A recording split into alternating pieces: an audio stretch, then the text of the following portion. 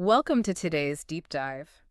Usually when we think about aging in modern society, there's this implicit expectation of a gradual fade out, right? Right, yeah, like a slow decline. Exactly. It's as if you're walking down a mountain and the path just gets a little narrower, a little rockier, and eventually society just kind of quietly moves you to the sidelines. Which is pretty depressing when you put it like that, but yeah, it's true. It is. But the source material we have on the table today, it completely shatters that assumption. I mean, it just throws it out the window. Oh, totally. We are looking at a translated 2020 text by Shufang, and it's titled 18 Details of Caring for the Elderly in the New Oasis for Life. Such a specific title, too. It really is. And it's basically a blueprint for a highly specific, spiritually guided utopian community.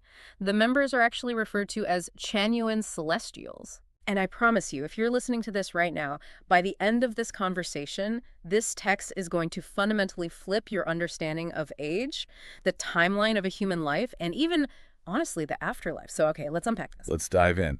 Because to really grasp the weight of this document, we first have to understand the truly audacious mission it sets out to accomplish. Yeah, audacious is definitely the right word. Shuifeng's text begins with this very bold, almost defiant declaration. It states that the community must completely end the problem of people spending their final years lonely and in misery, Wow. which is an issue it claims has plagued humanity since literally the beginning of history. See, that clinical management mindset we usually apply to aging is exactly what makes this source document so jarring, because it envisions what it explicitly calls a, quote, carefree and picturesque fairy life for the elderly. A fairy life. I mean, you don't hear that in modern gerontology. No, definitely not. And the core mechanic of this fairy life is total integration. There is no isolating the older generation in some separate facility on the edge of town. Right, out of sight, out of mind. That doesn't happen here. Exactly. They're mixing constantly with middle-aged people, young people, children. Everyone is together. Integration is the baseline, for sure. But the text takes it much further, but just entirely upending the social hierarchy. Yeah, it really does. It lays out 18 highly specific details that effectively place the elderly at the absolute top of the community's priority list. I mean, it represents a complete inversion of how resources are typically allocated. Right, because in a fast-paced, productivity-focused society like ours, the best of anything usually goes to the highest earners, right? Or the most active workers. Exactly, but not in the new Oasis for Life. I love looking at the best of the best rules in this text because it illustrates that inversion so perfectly. Like, detail number 1 dictates that the best rooms of the community are permanently reserved for the elderly. Yeah.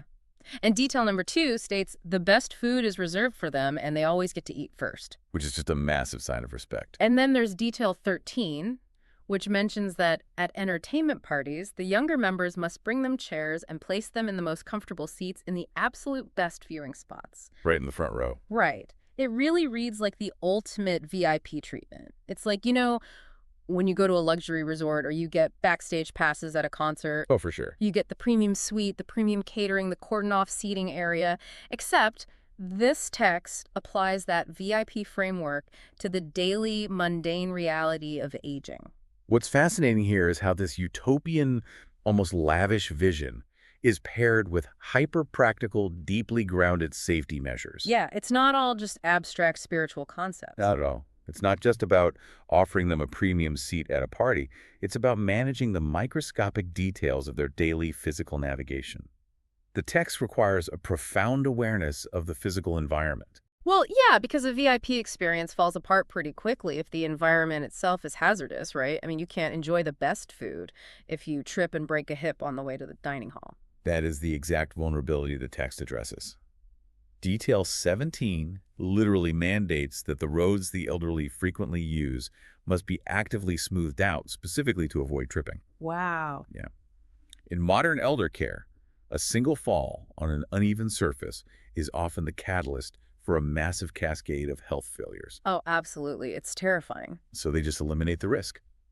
The text also requires 24/7 access to clean, boiled water right in their rooms, so they never have to wait or struggle to stay hydrated. That is so thoughtful. And Detail 7 requires specially trained assistants to help the elderly take baths, specifically to prevent slipping on wet surfaces. As you're listening to this, consider how modern society often treats the physical realities of aging.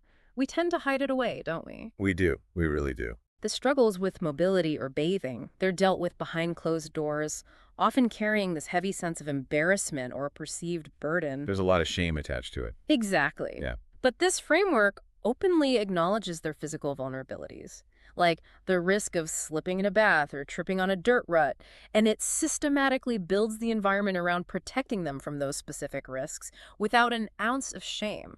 It acknowledges the physical frailty without stripping away the human dignity. In fact, the text suggests that dignity is actively created through the rigors of the care provided. See, that brings up a massive logistical hurdle, though. Well, the logistics are intense. Because to provide that level of VIP dignity, to smooth the dirt roads, to assist with the baths, to serve the best food first, the daily maintenance has to be incredibly rigorous. The logistics outlined in the text rival the protocols of a high-end hospital, but they're executed with a much warmer communal touch. Right. If we look at details 10 and 11, they dictate that bed sheets, quilt covers, pillowcases, and clothes must be changed and washed at least once every 3 days. Every 3 days. That is a lot of laundry. It is. And if the elders cannot wash themselves, the caretakers don't just stand by and supervise. They're explicitly instructed to actively scrub the elders' bodies and wash their hair. So the physical cleanliness is intense, but the emotional framework built around it is even more profound, I think. Oh, it really is. Every single night, a designated person is tasked with going into the elder's room just to say goodnight and wish them well. Just to check in. Yeah. And every single morning, someone goes in to check that they've woken up, helps them wash, and ensures they eat breakfast. And details 16 mandates that they are actively accompanied on walks through the courtyards and fields. Which sounds lovely. It does. And the text specifically states the reason for these walks. Quote, to chat with them to eliminate their loneliness. In modern gerontology, loneliness is often cited as a severe physical health risk. It's sometimes compared to the detrimental effects of smoking 15 cigarettes a day. Wow, 15 cigarettes. That's insane. It is. So what stands out in this document is that it treats loneliness as a completely solvable logistical issue. By systematically assigning people to talk, to walk, to say goodnight, they have literally engineered human connection into the daily schedule. Okay, I have to push back on the sheer scale of this, though, Fair enough. because my brain immediately goes to the spreadsheets. If every single elder gets fresh sheets every 3 days, daily morning routines, personal bath assistance, food delivered to their bedside, and personal escorts for field walks, the manpower required is staggering. He's massive. In the real world, outside of a utopian text, this level of care usually burns out a family within a matter of months. How does any society actually sustain this without collapsing under the weight of the labor? That is the critical tension in elder care globally. If you view this text through the lens of a modern nuclear family, it is physically and financially impossible. Right, because one daughter or son cannot provide 204/7 VIP care, smooth the community roads, cook the premium food, and simultaneously work a full-time job to survive. Exactly. It leads to profound isolation and burnout. Yeah. But the new Oasis for Life operates as a profoundly collective society. It doesn't frame elder care as a private burden placed on an exhausted, isolated family member. It's a community thing. Yes. It frames it as a structured, non-negotiable community duty. So the younger community members are essentially reshaping their entire local economy around this goal. Precisely. The manpower exists because the entire community's resources, time, labor, and capital, are structurally diverted to meet the elderly's needs, as the text says, to the maximum. Wow. Instead of one adult child bearing 100% of the burden for their parents, the entire community absorbs the weight, making it relatively light for everyone. It is a massive collective reallocation of human energy. But mathematically, a community can only sustain that level of intense resource allocation if the population receiving it is carefully defined, right? Right. You simply cannot provide a 247 luxury VIP experience to every single person who hits the age of 65. The younger generation would spend their entire lives just washing sheets and smoothing roads. So who is actually qualifying for this treatment? This raises an important question, and it's where the text makes a massive conceptual leap. Mm-hmm. The conventional assumption is that anyone who has retired is entitled to this care. Right, the traditional 65 threshold. But the text redefines the entire timeline of human life. Here's where it gets really interesting, because you do not get this VIT treatment until you reach a very specific and, frankly, shocking milestone. It definitely caught me off guard. According to the document in the New Oasis for Life, the definition of an elderly person is anyone who is at least 80 years young. 80 is the absolute minimum threshold for entry into this VIP tier. The text breaks down the demographics leading up to that mark. If you are under 60, you are categorized as a young person. Still young at 59. Right. If you are between 60 and 79 years old, you are considered middle-aged. The text casually notes that people in their 70s are still working energetically, quote, like much younger people, and even some over 80 continue to do daily physical labor. When we read that, we really have to examine the intersection of biology and sociology. Like, how much of our physical decline is strictly, unavoidably biological, and how much of it is a self-fulfilling prophecy dictated by societal labels? Oh, that makes me think of a reverse placebo effect. Yes, exactly. We know that if society hands you a cane, forces you to retire at 65, and constantly calls you frail, you unconsciously adopt that posture, right? You step back, you slow down, you internalize that expectation of decline. You become what society tells you you are. Exactly. But by pushing that elderly label all the way to 80, this community is essentially outlawing the psychology of frailty. You simply don't have permission to feel old yet. The psychological literature strongly supports that dynamic too.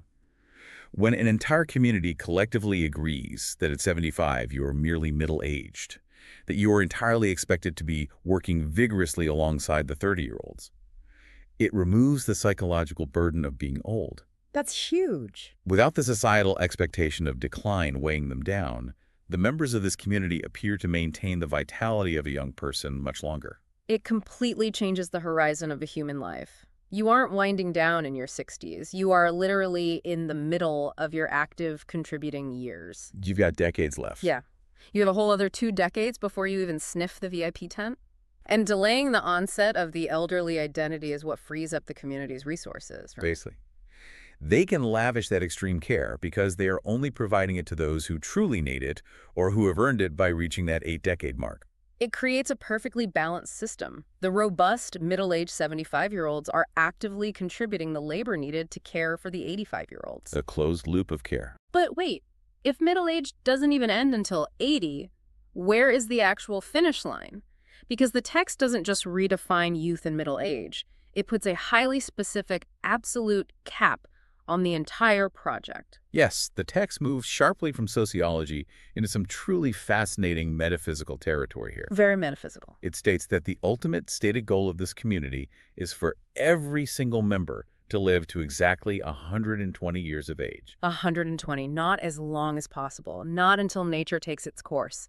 A defined, explicit target of 120 years. The hard deadline. And when you hit that target, the instructions are wild. I mean, I'm going to quote the source directly here because I couldn't believe it. It says, every Chanyuan celestial who reaches the age of 120 years is encouraged to leave the mortal world immediately without nostalgia for it. Leave the mortal world immediately without nostalgia. It is a stunning, definitive directive. So what does this all mean? I mean, you don't just pack a bag and walk out the front gates. How do you just leave the mortal world? The text provides the metaphysical mechanism for this departure. It states that they leave through something called the method of being free from the mortal body in meditation. Wow. In this framework, they do not frame the end of life as dying of organ failure, disease, or sudden trauma. They frame it as a conscious, intentional, meditative exit from the physical form. And they aren't just meditating their way into a generic, formless void either. The destination is highly specific. Very specific. The text says they are sent to the 1,000-year world, the 10,000-year world, or the Elysium Celestial Islands continent. It's quite the itinerary. It really is. It's almost like finishing a video game with 100% completion rate, you know? Yeah. You've done every side quest, you've gathered every resource, there is nothing left to explore on this map, so you can just peacefully turn off the console and move on to the sequel. That analogy captures the essence perfectly. And if we connect this to the bigger picture, the architecture of this entire document is incredible. Yeah, it spans so much ground. Think about the massive journey we've just tracked. The text starts with the humblest, most grounded practicalities you can possibly imagine. We're talking about the strict frequency of washing a pillowcase.